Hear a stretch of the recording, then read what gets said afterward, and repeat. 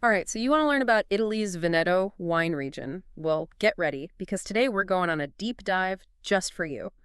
From the Alps all the way down to the Adriatic coast, we'll uncover one of Italy's most fascinating wine regions. And you've given us some fantastic sources, like excerpts from this Italian book. It's simply titled Veneto, which is perfect. And with these, we'll discover the secrets of Veneto wines, and who knows, maybe we'll even find your new favorite bottle. I mean, what makes Veneto so unique is this diversity. It's not just picture perfect, it's woven into the very fabric of the wines. It's like Veneto has it all, right? Soaring Dolomites up north, a sunny Adriatic coast. What does that mean for the wines? Well, think of it like a recipe. You've got mountains, coastlines, lakes, and all these different soils, and they all add something special to the final product. Take Soave, for example. It's known for those crisp white wines, and that's because of where it sits in the foothills of the Alps. And those cooler, higher altitude vineyards, that's where the Garganega grape thrives. And then you have Valpolicella down south, with those big, bold reds like Amarone. Exactly. The climate makes all the difference. So up north, the alpine coolness, perfect for Garganega and Soave, but then in Valpolicella, you need that Mediterranean warmth. For red grapes like Corvina, it's the heart of those Amarones. But it's not just north versus south. I mean, our sources mention Lake Garda, too. What's its role? Lake Garda. It creates its own little world, a microclimate, the breezes off the lake. They're ideal for Glera. And that's the grape behind all those bubbly Proseccos. So it's like each grape found its perfect spot in Veneto, right? Along with the perfect soil. Speaking of soil, it really is key. In Valpolicella, you have clay and limestone, packed with minerals. And that's what gives those reds their structure and aging potential. Decades, right? You got it. Those reds are built to last. Now hop over to Soave, volcanic soils there, hence those unique mineral notes. I've heard them described as flinky or smoky. That's the volcanic soil for you. And then you have the Conegliano Valdobbiadene region, heart of Prosecco country. Clay and limestone hillsides, ideal for Glera, the Prosecco grape. So many contrasts. Each area with its own thing. But what about these other places I'm seeing? Bardolino, Gambellara, Colli Ugane? Hidden gems? Absolutely. Bardolino sits right on Lake Garda. Light, refreshing reds. Then you have Gambellara, volcanic soils again, but white wines this time, very mineral-driven. And Colli Ugane, it's a bit of a rebel, unique volcanic wines. You'll find reds and whites there, unlike anywhere else. My wine curiosity is piqued. But let's talk about the stars of the show, the grapes themselves.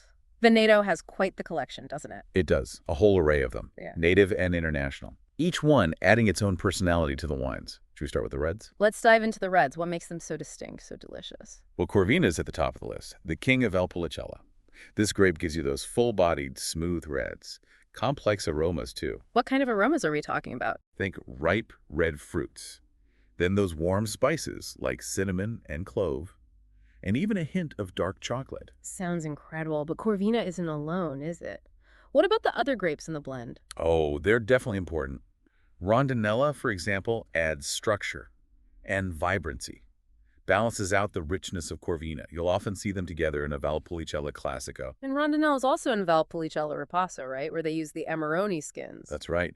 Valpolicella Ripasso gets a second fermentation on those Amarone skins. They're still packed with flavor and tannins. It adds so much complexity to the wine. It's like giving those grapes a second life. So Corvina and Rondinella, who's the third musketeer in this red blend? That would be Molinara, the balancing grape of the trio. Brings in a touch of floral, along with some herbaceous notes. So you have Corvina, Rondinella, and Molinara, the classic Valpolicella team, each one with its own strengths. A winemaker's dream team. But our sources mention other interesting reds too, like Reboso Piave and Ossoletta. What can you tell us about those? Bosso Piave. Now that's a robust grape. The wines have intense tannins and a distinct acidity, definitely for those who like bold flavors, and wines that can age.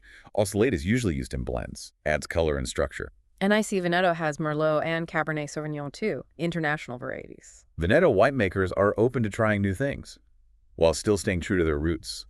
But those international grapes, they take on a Venetian twist here. It's all about the terroir. So many reds to discover. But let's talk about those crisp white wines, especially Garganega, the heart of Soave. What makes it so special? Garganega is a true gem. Elegant, fresh, mineral-driven, beautiful aromas, citrus and floral. What kind of citrus are we talking about? Imagine biting into a Sicilian lemon, then a touch of grapefruit, and then a waft of acacia blossoms. I'm already feeling refreshed. And it's not just about those bright flavors. There's also that minerality, thanks to those volcanic soils we talked about. It's almost like a salty sea breeze. The perfect combination, right? Vibrant fruit, delicate florals, and that mineral edge. Now, Garganega is often blended with Trebbiano di Suave, right? Also known as Radicchio. What does it bring to the table? It adds another layer, complexity and structure. It rounds out the wine, gives it more depth. Like those harmonies in a song. And then we have Glera, the bubble maker. Prosecco. What can you tell us about this festive grape? Glera is all about freshness and fruitiness. Delicate bubbles and those aromas we associate with Prosecco. Think white peaches, green apples, a touch of citrus zest. Perfect for those celebratory moments. Exactly. And then you have some less common whites, too. Furlano, also known as Savignonese, intense citrus and herbal notes. Pinot Grigio has a Venetian twist here, too. And Verduzzo, well, Verduzzo is versatile. You can find it in dry, sparkling, or even sweet wines, like Ricciotto di Suave, a luscious dessert wine. Wow, so many grapes, each with its own character. But how do they go from grapes to wine? Is Veneto all about tradition, or are they modernizing things? That's a great question. And the answer is both. Veneto combines its heritage with modern innovations. It's about respecting the past, but also about pushing for the best quality and expressing the unique terroir. Okay, now I'm really intrigued. Let's uncork those winemaking secrets. Well, let's start with those Prosecco bubbles. Ever wondered how they get in there? It can't just be carbonation, right? There must be a method to the madness. You're right. Especially in the top Prosecco regions, they use the metodo classico, also known as the traditional method or champenoise method. It's a double fermentation process. Okay, I'm all ears. Tell me about this metodo classico. So the first fermentation happens in tanks, like with still wine. But then things get interesting. They do a second fermentation right in the bottle. So they add something to the bottle to make those bubbles. Exactly. Yeast and sugar are added. And during that second fermentation, the yeast eats the sugar and creates carbon dioxide. And since it's trapped in the bottle, bubbles. So science meets tradition in a glass of Prosecco. But is this metodo classico used for all Proseccos? Most Prosecco uses a tank method for that second fermentation. But the top regions, like Coneglana Valdobbiadene and Asolo, they stick to the bottle fermentation. You can usually spot them by looking for the DOCG on the label. DOCG, what's that all about? That stands for Denominazione di Origine Controllata e Garantita. It's Italy's highest quality designation for wines. It tells you they meet strict standards and come from a specific area, like a guarantee of authenticity. So DOCG means quality Prosecco. It does. Now, speaking of traditional methods, we can't forget about Amarone and its appassimento technique. Oh, yes. The drying grapes. One of the most intriguing things about Veneto wines, in my opinion. What exactly happens during appassimento? It's quite a sight. Hand-harvested grapes are carefully laid out on bamboo mats or wooden crates, and they're left there for months to slowly dry and concentrate their flavors. So they're basically making raisins before making wine. Well, not quite raisins. But the drying process concentrates the sugars and aromas. It can go on for months. It's like intensifying the flavors naturally. You get those rich, complex notes that are classic Amarone. And it's what creates those raisiny, chocolatey notes. Exactly. And not only the flavor, but it gives Amarone amazing aging potential too. Decades. A wine with a story to tell. And speaking of stories, Valpolicella Ripasso. That bridge between lighter Valpolicella and bold Amarone, how does that work? It's really quite clever. After the Amarone fermentation, they take those leftover skins, still packed with flavor and tannins from the drying, and they add them to tanks of regular Valpolicella. So it gets a second fermentation on the Amarone skins. So it soaks up all that extra depth and richness? You could say that. It creates something richer and more intense than regular Valpolicella, but not quite as powerful as Amarone. Okay, my to-try list is getting long. But we haven't even touched on modern techniques yet. What are some of the innovations they're experimenting with in Veneto? Well, there's a revival of ancient methods, like amphora fermentation. They use these big clay vessels. It creates a special environment for the wine to ferment in, a more natural expression of the grapes and the terroir. Old meets new. Any other modern techniques? They're also using cryomaceration. It involves cold soaking the grapes before fermentation. This helps to get the color and aroma without those harsh tannins, so you get wines that are both vibrant and smooth. And they're using technology too, I bet. Absolutely. Many wineries are using technology to boost quality and efficiency, like selected yeasts. They give more control over the fermentation process and the flavors. So it's all about finding that balance, isn't it? Tradition and innovation. It is, and it's this dedication that makes Veneto wines so special. Now I'm even more excited to explore some of the specific wines that define Veneto. Amarone, of course, but Yeah. also Soave, Prosecco, and those hidden gems we talked about. I'm ready to dive into a glass. Me too. Yeah. Each bottle is a story, a journey for your senses. Let's uncork those stories and see what Veneto wines have to offer. Let's start with Amarone della Valpolicella, the king of Veneto reds. Powerful, complex, and ages like a dream. I'm ready for my imaginary glass. What should I be looking for when I finally get to experience this legendary Amarone? Okay, first, the color. So intense, it's almost opaque.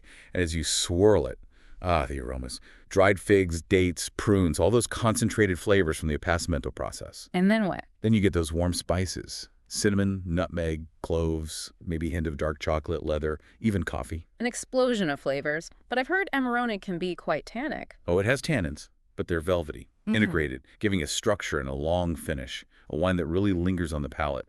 And remember, Amarone gets better with age. It evolves for decades, becoming more complex over time. So patience is key. You mentioned earlier that Amarone is just one style of Valpolicella, though. What other Valpolicellas should we check out? Valpolicella is incredibly versatile. They have something for everyone, like Valpolicella Classico.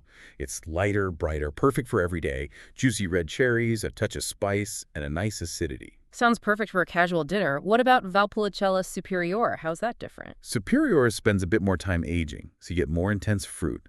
Firmer tannins, richer texture. Can be enjoyed young, but it can also age. Got it. So Superior is the choice if you want a Valpolicella with more depth and aging potential. And of course, we can't forget about Valpolicella Ripasso, the one that gets that extra boost from those Amarone skins. It's a great way to get some of that Amarone character in a more approachable wine. So many fantastic reds. Okay, now I'm craving something a little lighter and brighter. Tell me more about Soave, that crisp white wine, especially those volcanic mineral notes. I'm intrigued. Close your eyes and imagine a warm summer evening. A chilled glass of Soave. It's refreshing. With those vibrant citrus flavors, delicate floral aromas, and that distinct mineral backbone. You had me at Sicilian lemons and grapefruit. What other flavors can I expect? Soave can also have hints of green apple, pear, white peach, even a touch of almond. But it's the volcanic minerality that really sets it apart. That saline quality, almost like a sea breeze. It's amazing what those volcanic soils can do. And the classic Sauve is mostly Garganega, right? That's the star. Garganega gives Soave its elegance, freshness, and those beautiful aromas. And they often blend it with a little Trebbiano di Soave, add structure and complexity. A perfect partnership. Okay, time to talk about the king of celebrations, Prosecco. What should we be looking for when we pop open a bottle? Prosecco's all about the bubbles. Fine, persistent bubbles.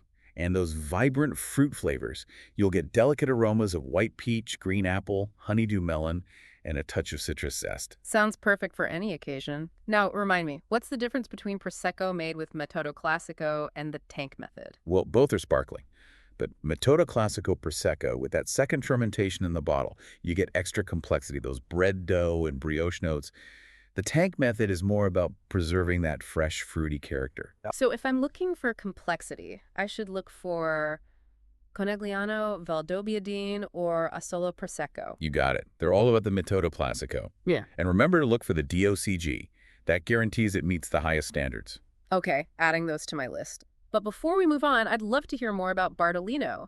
Our sources mentioned it as a lighter red, and I'm always curious about different styles. What makes Bardolino unique? Bardolino's like Valpolicella's cool, easygoing cousin.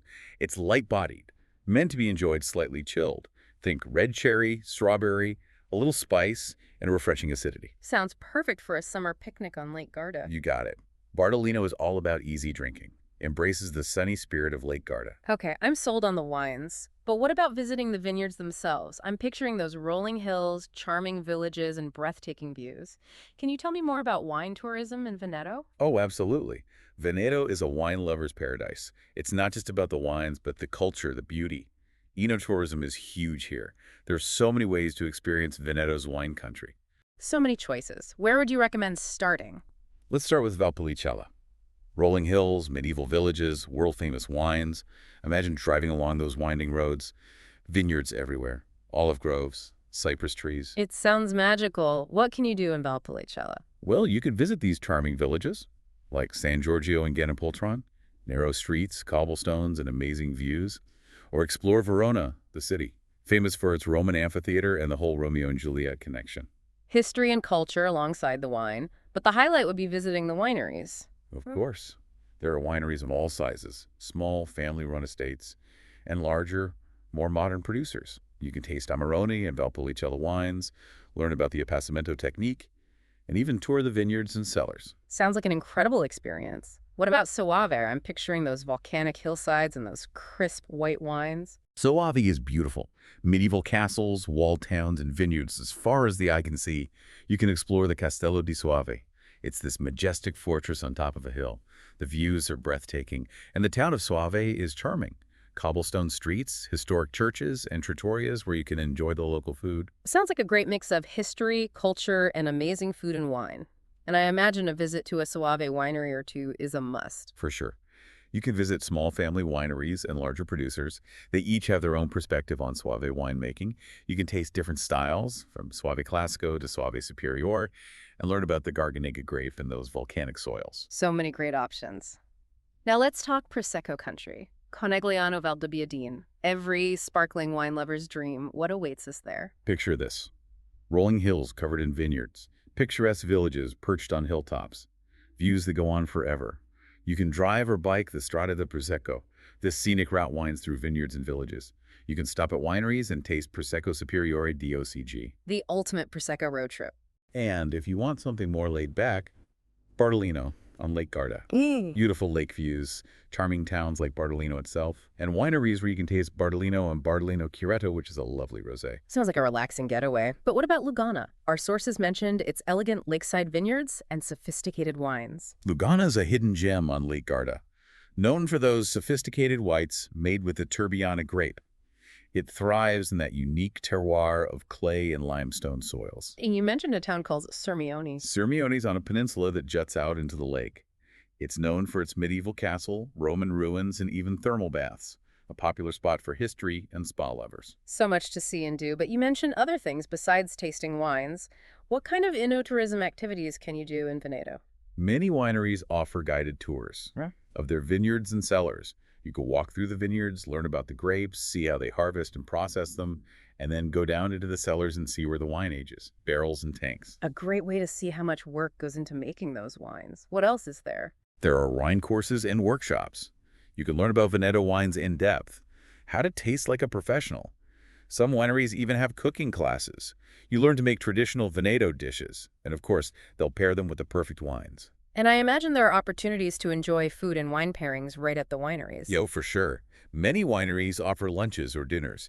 You get to experience the amazing Veneto cuisine alongside their wines. A total immersion experience. And we can't forget about the festivals. Our sources mentioned Vinitaly, that huge wine fair in Verona. What other wine events should we check out? Vinitaly is incredible. Producers from all over the world showcase their wines. But throughout the year, there are smaller local festivals, celebrating the wines of specific regions or villages. You get to experience the local culture and meet the winemakers. And what about accommodations? Are there places to stay that are geared towards wine lovers? Absolutely. You'll find charming places all over the region, luxurious hotels, countryside inns, villas surrounded by vineyards. Many even offer wine packages, with tastings, tours, and even cooking classes. Sounds like a dream come true for wine enthusiasts. But before we wrap up, I'm curious about the future of Veneto wines. We've talked about tradition and innovation, but what challenges and opportunities lie ahead? It's an interesting question. Veneto, like any wine region, has to adapt. Climate change, consumer trends, global competition. But one thing's for sure, Veneto winemakers are passionate about preserving their heritage, and they're open to new ideas. Let's start with sustainability. It's a big topic in the wine world these days. What are they doing in Veneto to ensure a healthy future for their vineyards and the environment? Sustainability is more than a trend in Veneto. It's a way of life. They're connected to the land and understand they need to protect it. Organic and biodynamic farming, energy-efficient wineries, water conservation, they're doing it all. Can you give me some specific examples? Sure. Corteggiara in Valpolicella practices biodynamic farming. They create a balanced ecosystem in their vineyards. Natural fertilizers, cover crops, even following the lunar calendar. Pan, a big name in Sauvé, is organic, no synthetic pesticides or herbicides. It's great to see that respect for nature. What about water and energy conservation? Massi Agricola, a large producer in Valpolicella, monitors pests carefully. They use natural predators to keep things in check, less need for chemicals. And Cantina di Suave, a large cooperative, collects rainwater, reduces their reliance on other water sources. A truly holistic approach, but they're also embracing innovation, right? How's technology changing Veneto winemaking? Technology is playing a bigger role now. Take precision viticulture. They're using it to optimize grape growing and wine quality. Tomasi, in Valpolicella, uses drones to monitor their vineyards. They can see which areas need attention or specific treatments. Like a high-tech eye in the... Temperature-controlled fermentation is another one. Ferrari, a sparkling wine producer in Trinidad, uses temperature-controlled tanks. The fermentation's slow and even. This preserves the delicate aromas and flavors. So technology's refining those traditional methods. But even with all this innovation, there must be challenges, right? What are some of the biggest ones for Veneto winemakers? Climate change is a big one. For all wine regions, really. Higher temperatures, unpredictable weather. It affects grape ripening, the yields, even the character of the wines. How are they adapting to these changes? They're experimenting, trying different grape varieties that can handle the heat, changing how they prune and manage the canopy to protect the grapes from too much sun. They're even looking at higher altitude vineyard sites, where it's cooler. Staying ahead of the curve. But climate change isn't the only challenge, is it? No, there's also increased competition from other wine regions worldwide. Consumers have so many choices, it's tough to stand out. So how do Veneto wines stay competitive? By focusing on what makes them unique, their typicity, their history, their terroir. Veneto wines have a specific character because of the region's climate, soil, grapes. By emphasizing these qualities and sharing their stories, Veneto producers can set themselves apart. And sustainability is a big factor too, right? Absolutely. Consumers are more aware of the impact their choices have on the environment, and that includes wine. Veneto producers who embrace sustainable practices are not just doing good. They're attracting consumers who care about where their wine comes from. Sustainability is a core value. Now, I'm curious about the human side of things. Many of these wineries have been family-run for generations. Is it always easy to pass the torch to the next generation? It's a challenge for many wine regions. Young people have a lot of options these days. It's not always easy to convince them to stay in the family business, especially with the long hours and hard work. So what are they doing to encourage younger generations to carry on the tradition? They're modernizing their businesses. Competitive salaries, benefits, investing in training and education. Many wineries are also encouraging the younger generation to get formal education in viticulture, in enology, or business, giving them the tools to lead these wineries into the future. It's great to see families finding ways to preserve their heritage while also adapting to the changing times. It sounds like the future of Veneto winemaking is a beautiful blend of tradition, innovation, and a deep respect for the land and its people. I think you've summed it up perfectly. Veneto's always evolving, but its roots are strong. History and modernity, passion and expertise, and the result is wines that are both timeless and innovative. It's been a fantastic journey exploring Veneto, from the mountains to the coast, from the ancient methods to the cutting-edge technologies. I feel like we've just scratched the surface, though. That's the beauty of Veneto. There's always something new to discover. And I'm definitely inspired to keep exploring. But before we wrap up our deep dive into Veneto wines, any final thoughts on what makes this region so special? Veneto is where you can really experience the heart of Italian winemaking. It's steeped in history and tradition, but also open to new ideas. And the wines. They're more than just drinks. They're a reflection of the land, the people, the culture. Beautifully said. Now I'm curious, what stood out to you the most during our exploration of Veneto wines? What sparked your curiosity? What are you most excited to try or experience yourself? Honestly, there's just so much that's fascinating about Veneto. The variety alone is incredible. Bold Amarones, crisp Sauves, celebratory Prosecco, and then those lesser-known wines like Reboso Piave and Recioto di Suave. I need to try those. You're right, it's one of the things that makes Veneto so special. There's something for every taste. Reds, whites, sparkling wines. Veneto's got it all. And I'm really impressed by their approach to winemaking, tradition and innovation working together. They're using drones, optical sorting, but then also reviving things like amphora fermentation. It shows you how dedicated they are to both their heritage and to constant improvement. They're always looking for ways to be better. but never forgetting the traditions that make Veneto wines so special. Speaking of tradition, that appassimento technique for Amarone is just wild. Drawing those grapes for months, that takes dedication. Can you imagine explaining that to people? Rooms full of grapes, slowly drying, they might think you're a little crazy. But that's how passionate they are about making Amarone. It takes time, care, a deep understanding of the grapes and the terroir. And it results in a wine that's truly one of a kind. Now, I can't stop thinking about visiting Veneto, walking through those vineyards, exploring those villages, tasting wines right in the cellars. Veneto is a dream for wine lovers. Incredible wines, beautiful scenery, charming towns, and a culture that really embraces food and wine. I can already picture it. But there's so much to see. Where should someone start? I'd say Valpolicella. It's a classic region, a perfect introduction to Veneto wines, the culture, everything. You can visit wineries, explore villages like San Giorgio and Ganapoltron, even take a day trip to Verona. And if someone's more into white wines, Soave would be a good choice. Absolutely. Soave is stunning. Rolling hills, medieval castles, those unique volcanic soils. You can visit wineries, explore the town of Soave itself, even go hiking through the vineyards. And of course, a trip to Veneto wouldn't be complete without experiencing Prosecco country. I'm already dreaming of those rolling hills, those charming towns, and all those glasses of Prosecco. Conegliano Valdobbiadene is a must for sparkling wine lovers. A magical place. You'll see the passion and skill that goes into making Prosecco. Just be careful not to overdo it on the tastings. You don't want to be wobbling through those villages. Good point. I'll definitely need a designated driver for that part of the trip. But seriously, I'm already starting to plan my Veneto adventure. So many wines to try. The food, the culture, the scenery. You're going to have an amazing time. Veneto's the kind of place that stays with you long after you've left. Well, thank you so much for taking us on this incredible deep dive into Veneto wines. I've learned so much, and I'm so excited to explore this region further. It was my pleasure. I'm always happy to share my love of Veneto wines.